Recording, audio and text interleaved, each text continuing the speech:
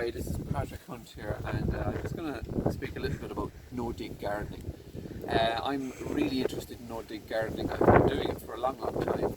In fact, when I started gardening about 10 years ago, it was no-dig gardening was part of permaculture at the time. The idea around permaculture, layering and mulching the soil with organic matter, and I think for me that's really the key to how I garden, to preparing the soil for the growing season. So if at the moment you're digging your soil, I would really encourage people to, just as an experiment, take one section of your garden where you're currently digging and rotavating and ploughing and all of that and turning the soil, and maybe just try not doing that this time around. So instead, what you might do is put the manures or compost or whatever you have on top of the surface of the soil and allow the earthworms and the soil organisms to turn that into the soil for you over time.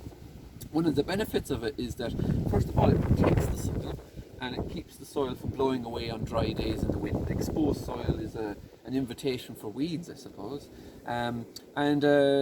Logically, if you think about it, in nature, there's very little bare soil in nature. So if you think about a woodland system, which is how I like to think about this border here. If you think of it as a mini woodland here, where we're in the shade, we're growing plants that like that kind of shady aspect.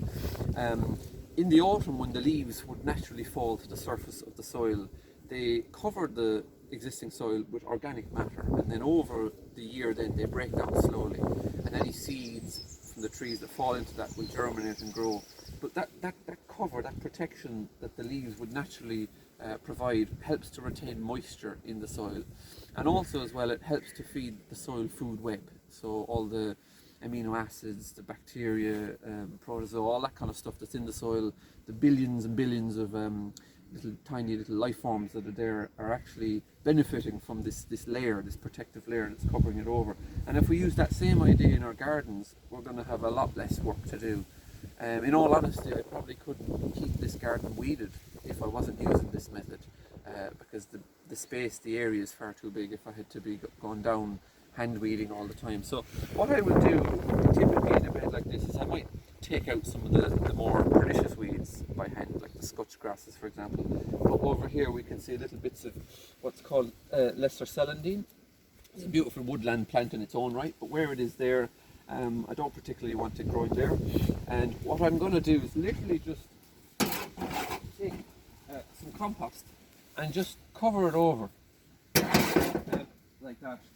And if you can exclude light from plants, you won't kill them straight away, but if you repeatedly do that over time, you'll weaken their root system. Their stores of carbohydrates will be reduced such that they will eventually give up the ghost. So using this method, repeat applications of mulch is excellent in terms of weed suppression, moisture retention in the soil, and then of course feeding the soil, which in turn then feeds your plants.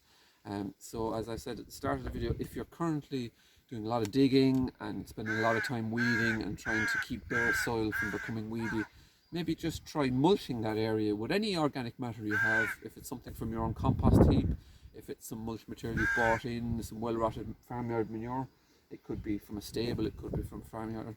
As long as it's well rotted, that it's not fresh, you'll find that there's a lot less weeds that can get through it. And of course it's a maintenance thing. Once a year then, typically in the autumn, you'll top up, cover the bed over, and then you'll have the benefit of that then slowly releasing nutrients down into the soil. Now when you look at that there, you might see there's a little bit of wood chip in it, and you could say, well, that'll rob nitrogen. But the thing is, I'm not going to dig it in, I'm going to allow it to slowly rot down over time. So in that way, because I'm not digging it through, I'm not creating a situation where it robs nitrogen from the soil itself.